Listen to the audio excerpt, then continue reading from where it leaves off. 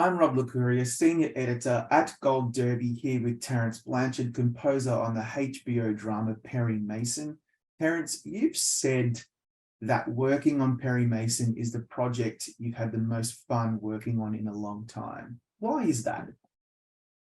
Well, first of all, I thought it's daring. It took a well-established genre and flipped it on its head, and did it in such a brilliant way that it was challenging to approach it musically, because when you say Perry Mason to somebody my age, we keep thinking of the black and white show from the 60s. And when I got the script and saw the first episode of this thing, I was like, whoa, this is not the same thing. But I think all of those choices was the thing that freed me up to try something different for this show. Yeah.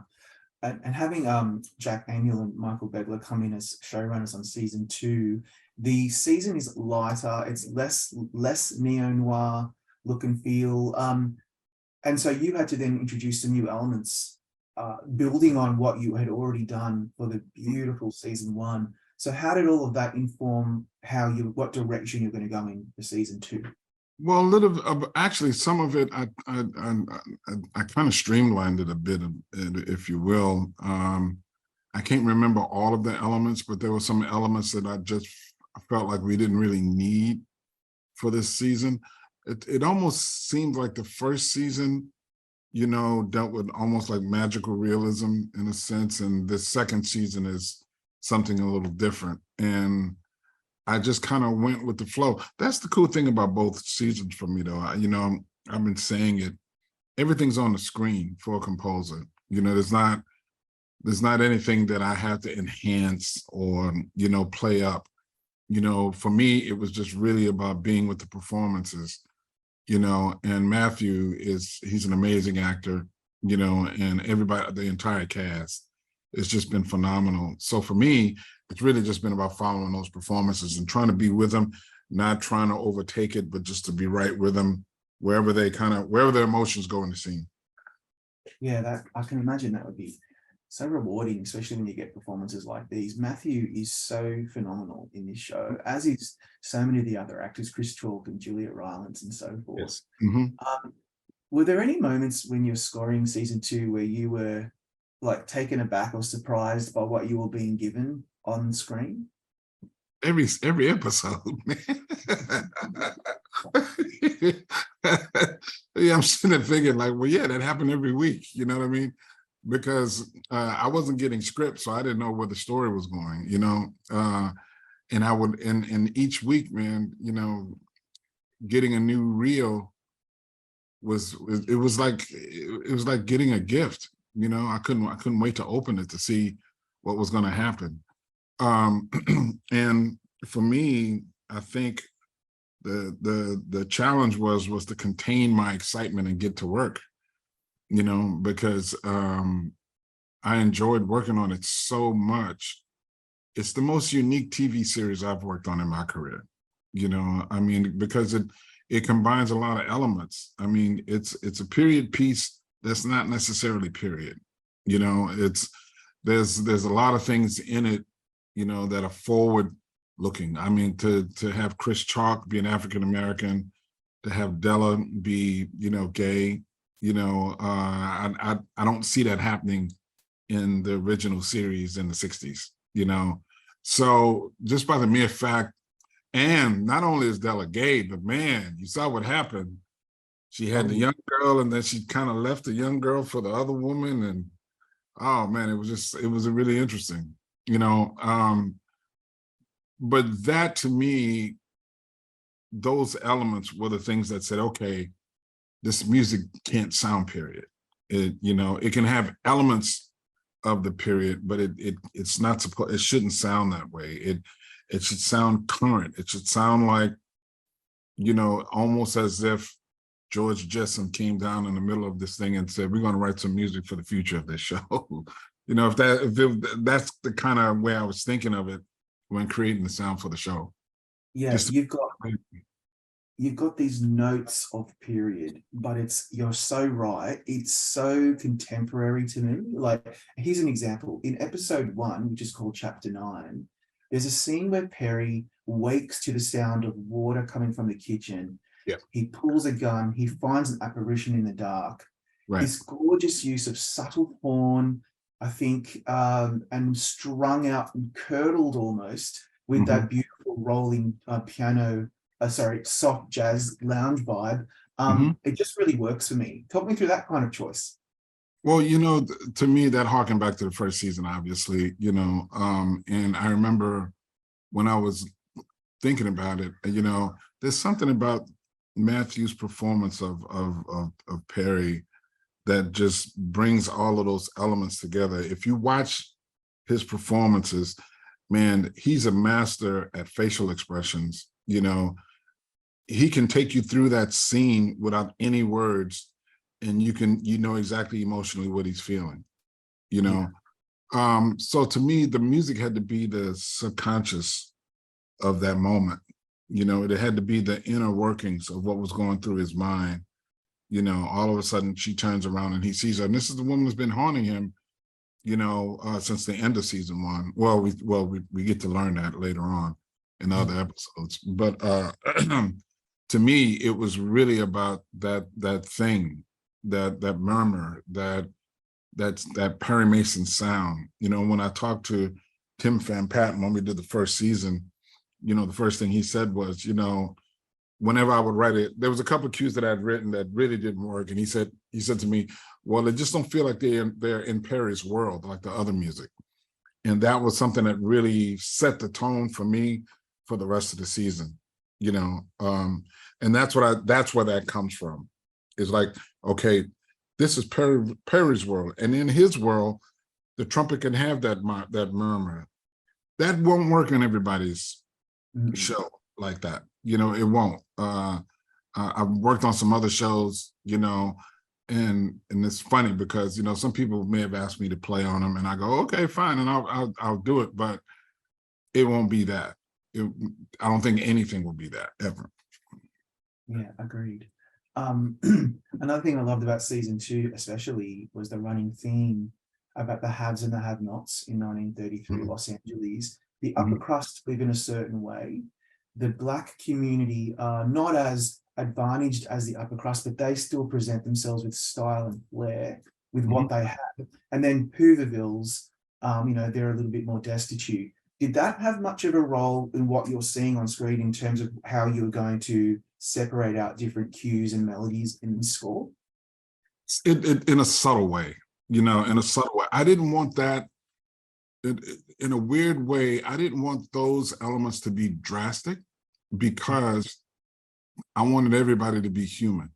I wanted when you look at Chris Chalk's, especially in first season, the whole thing where they're on the beach, just trying to relax, and then the other cop comes along and he says, oh man, I'm a cop too, and I don't care. You got, it's really, everybody's just trying to find their own sense of peace, So for me, I didn't think the music should really shift a lot when we cut to Chris, or when we cut to the oil rig, where all of those workers are, or the area where the family was from, where the boys were from. There's I may choose some different instruments, but emotionally, to me, it's like everybody's searching for their own truth. Yeah.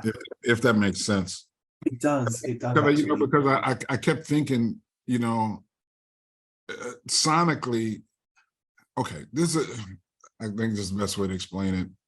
To me, it's kind of like, how Law and Order, has a rhythm of the dialogue, and there's a type of dialogue that they use throughout the show that only works for Law and Order, right? That's what I thought about for this show. It's like, okay, that sound, even though it's gone through these different iterations in different areas, it has to be that Perry Mason thing.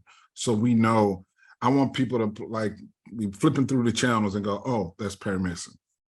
You know what I mean? Just by hearing it, if that makes sense. It really does. Yeah, and I wish I could put into words how it makes me feel, but as a layperson, not a musician, I can only tell you what subjectively I'm listening to. But for example, I'm going to try to put this in something that makes sense now.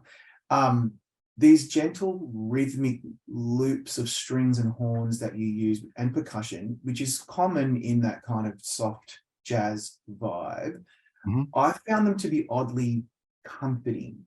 like Mhm. like Angelo Badalamenti's score from Twin Peaks, for example. Like, Yeah, that's, you know what I'm saying? Like, yeah. what is behind that feeling that the audience has when they're listening to that kind of music? Well, some of it's supposed to be that. I mean, you look at season one, it goes back to that truck. It goes back to that truck that Perry Mason had. I had a sound that I used to use for that truck that Susan Downey really she really loved. And I was trying to find a place to put it in this season, but there wasn't really anything to do. But that's part of Perry's character. Look, you know what I mean? That's the difference between the original show and what this does. You know, obviously he's a brilliant lawyer and he's a very competent person, but there's these moments of not levity, but there are lighter moments, in his being that I think the music really had to not enhance, but just to, like I said, be right there with him, and I tried not to do it in a way where it would go over the top, because that's the thing that always makes me worried about some things like that, because in those lighter moments, if you treat it like comedy, especially in a show like this, I think you're doomed. You know what I mean? And it's not about trying to treat it like comedy, but it's about trying to give it just a little bit of color, or something that's just a little different, and then which makes the courtroom scenes, I think, feel totally different when you get there, because we don't have that in any of the courtroom scenes. Right. Yes, of course. I didn't even really key into that, but in the courtroom scenes, you go in a completely. It's not the same. And No. why is that? Is that just because it has to be more professional, upstanding, where we're here to do a job?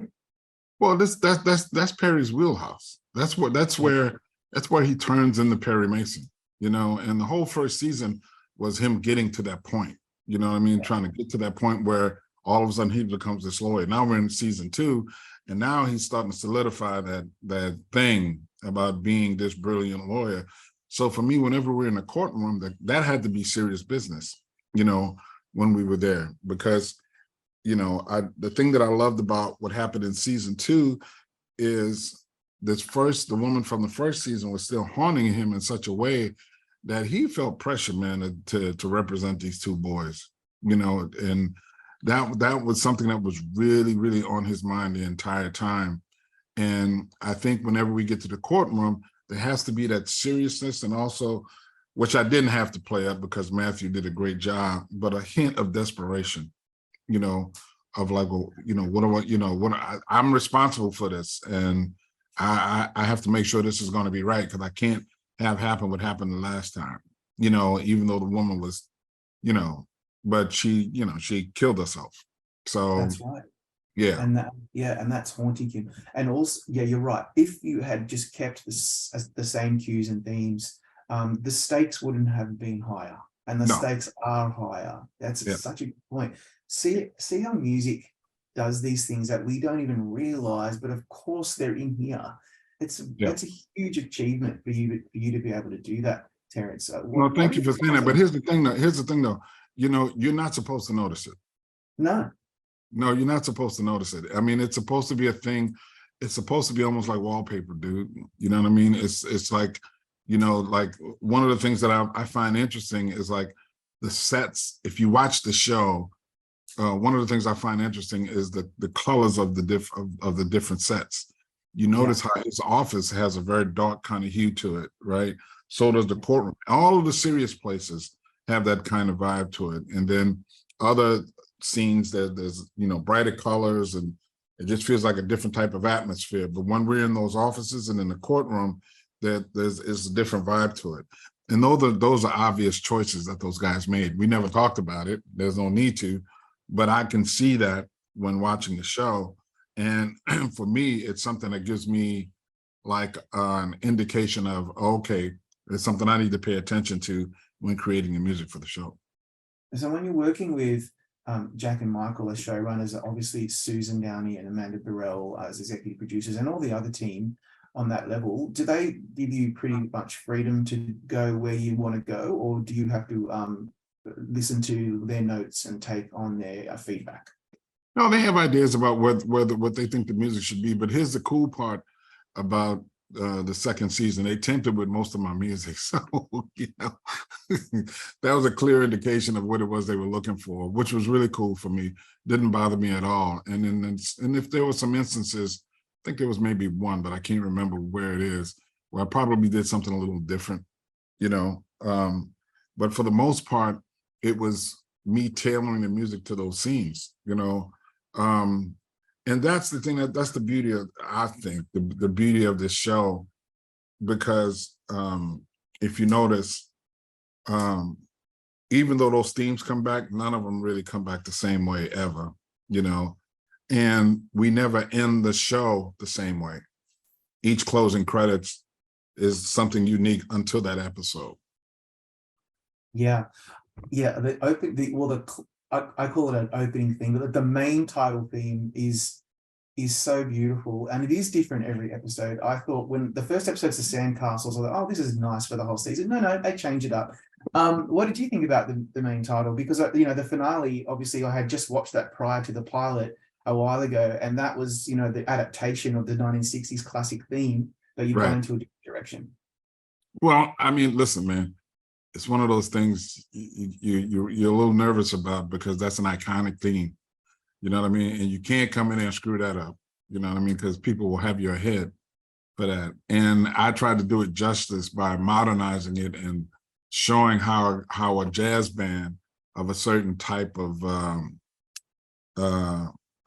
conception would take that theme and make it current, but then all of the other things, those things were derived from the characters, themselves.